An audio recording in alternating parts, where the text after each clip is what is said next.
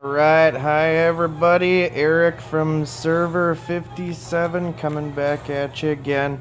Now, last video I said we were going to talk about guilds, and we are definitely going to do that because after this one I'm going to go through the tutorial of how to join a guild. So let's go ahead and make sure that... It's always really annoying because I'm so used to opening up my bottom menu down here in the bottom right that expands your menu options.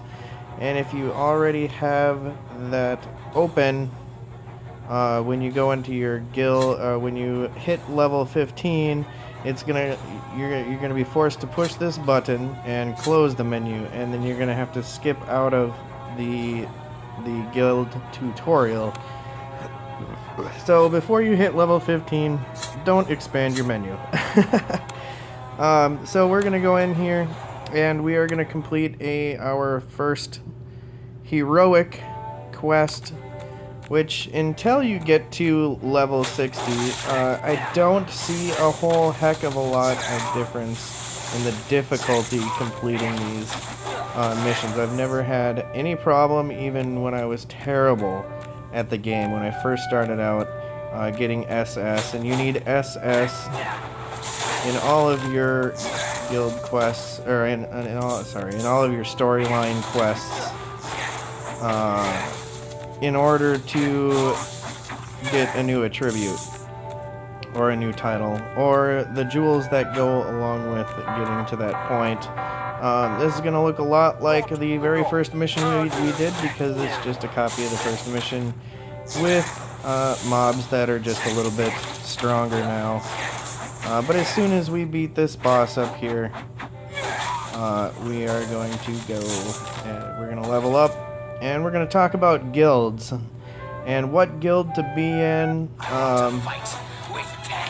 Because there are a variety of guilds out there, and usually in any server, I mean, you want to be in the best that you can, because the best guild that has the best teamwork is usually always going to be number one, and they're going to get the guild emperor title, which will be out.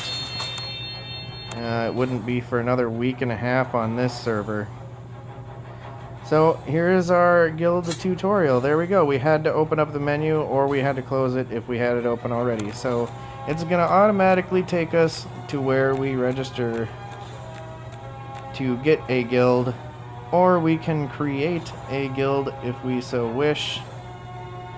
I am not going to create one on this account. I'm going to see if we can't get into one very easily. It's going to bring you into here, where we see there are not very many guilds right now, and we're just going to pick whichever one has, and looks like Stormage is already filled up. That's impressive. We're going to see if we can't get into this one. Yes, that one is automatic. You can automatically join that guild. So it's probably going to be the number 2 guild right away tomorrow, considering there's only 2 guilds that really have any amount of people in them. Now, when you're in a guild, I always suggest going in here and donating the maximum that you can every single day for jewels and for gold. What I would not recommend is that you ever donate to the guild using diamonds on the right. Those are the diamonds that you paid for. Use them for your character. There is a chance of getting, and we can see all the members that are in the guild here, and what their power level is.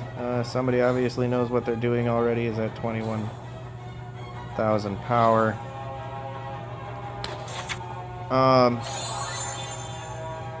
Here's the other thing that we're going to have a problem with, is that we cannot see how our guild is doing until 6 a.m. Normally we can go in here and see how much power our guild has, and then we can see how we're doing in resource battle, which is every Tuesday, Thursday, Saturday, and Sunday at 10 p.m.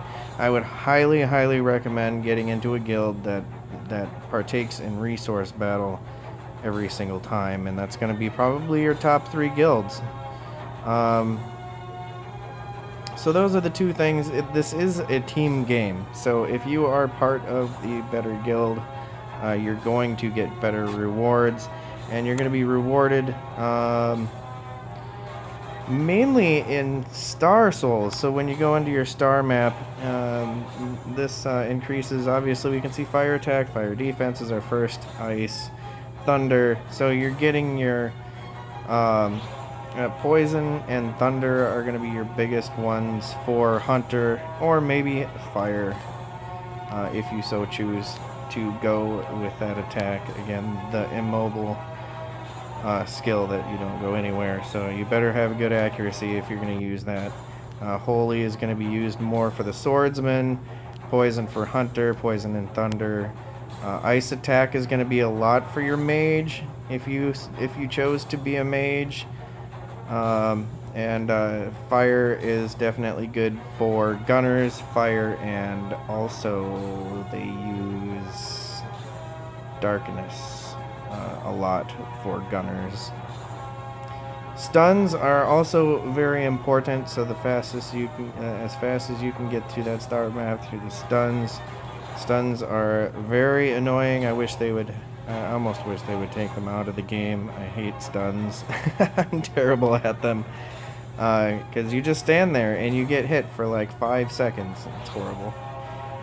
Bound is going to be more along the lines of your attack, freeze, and freeze resistance. That's going to be your defense or attack if you're from mages or if you are a mage. Paralysis kind of the same way. Confusion kind of the same way. Direct damage. Now this is where you really get into the most important part of your star map. Direct damage, direct red. Your mana and regenerate. Now your mana is going to be very important right off the bat. Even in your heroic levels, you're going to start running out of mana. So I will show you how to compensate that using gems, usually a white gem in your head and chest right away, but later on, once we have gotten through this part of the star map, we probably will not need a white gem in our head or chest. So, because if you put a white gem in your head or your chest gear, you get more mana. But later on, we regenerate mana, and you will see what I mean by that. So, talking about guilds, again, we have donated the maximum to the guild, and that will help the guild level up so that one day we will be able to buy a guild title for in case we don't have a power title, or in case we don't have guild emperor if our guild did not win. You're going to want to be able to purchase, I wonder if it'll bring it up. Yeah, Ice Guild. Let's see here. Either Fire Guild for gunners, Ice for mage. Thunder is we have two skills that have thunder. Remember, as a hunter, and I'm going to be using both of those, so this title would be very important to me. Obviously, Poison Guild. If we focus on that poison skill as a primary attack. Holy Guild if you're a swords. And that's going to help your stuns as well with the holy, and darkness if you're a mage. And then of course once we hit level 5 guild, we get Pillars Guild, and that's a very good title to have. It doesn't give you any special attack power, but it gives you a huge bonus to the health you already have. As we go through here also, we can complete guild quests. And it says completed right now. Oh, there we go. Okay, so my phone is being very slow because I'm already uploading the last video that I just shot. But you're also going to want to clear these guild quests as much as possible, especially once you get into your 30s. Right now I'm not going to really worry about it too much, especially because this is an alternate account. But basically you go here, you click on that. It'll take you to the dungeon that you need to go to, and you need to manually clear it. You can't just plunder it to get that guild achievement. And then once you are done with that quest, you go back into guild, and then it says go ahead and collect your reward for that, and that would give you about 2,800 guild contribution per day, and we need that guild contribution so that we can buy gems.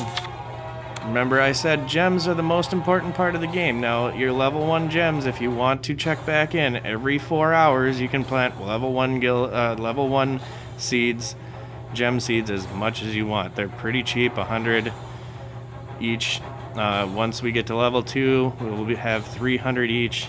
So, if we are planting level 3 gems every day, that's and I highly suggest, if you can get all 4 of your plantation.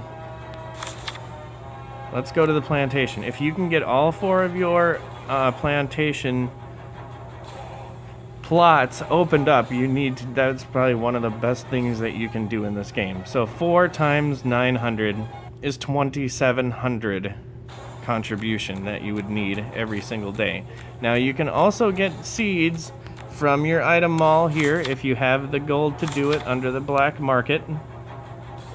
So you can buy seeds here. They're gonna cost a lot of gold. You can also get them in merit. We do not have merit, or what do they call it here? Wilds Battlefield. We do not have that open until level 30. You can also get seeds there. If you can find a level 4 or a 5 seed, I highly suggest buying it from merit.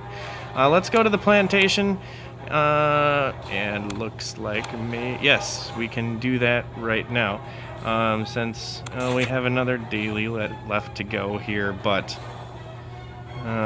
it could be in one of your dailies. So normally I wouldn't plant until I'm about done with my daily quests. So you want to be able to farm your gem in the morning.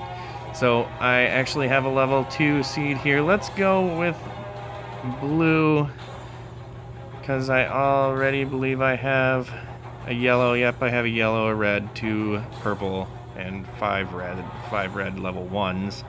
I can't use the level 4 gems from my friend code yet, because I need to reach level 20 to be able to use level 4 gems, but that's okay, because we don't really need them right now. But this is how we are going to... Sorry, it's going very slowly tonight, and my phone is very hot. So, we have just planted. So, if you can get all of these 4 slots opened up, that would be the best thing for you. This is unlocked with VIP 1 on the right side.